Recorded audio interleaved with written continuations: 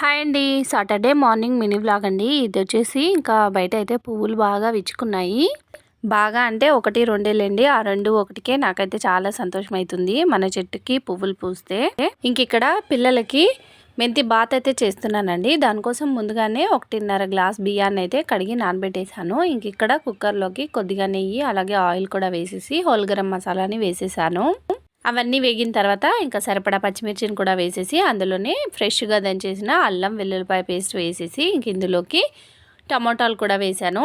Onions ఇంకా అన్నీ వేసేసి ఇంకా లాస్ట్లో మెంతికూర అయితే వేసాను. ఒక గుప్పడి వేసుకుంటే చాలండి, టేస్ట్ చాలా బాగుంటుంది. ఇందులోకి 3 గ్లాసుల వాటర్ వేసేసుకొని కొద్దిగా సాల్ట్ కూడా వేసాను సరిపడా. ఇంకా వేసరి వచ్చిన తర్వాత బియ్యాన్ని వేసి ఇంకా విజిల్కి పెట్టేసి మా క్యూటీకి వచ్చేసి ప్యాంట్ కొంచెం లూజ్గా ఉందంట, ఇవాళ హౌస్ డ్రెస్, అందుకని ఇంకా కుట్టేసి ఇచ్చేసాను. ఈలోపు రైస్ అయితే రెడీ అయిపోయింది. పిల్లలకు తినిపించి బాక్స్ పెట్టి రెడీ చేసి స్కూల్కి అయితే పంపించేసాను. Thanks for watching. బాయ్ అండి.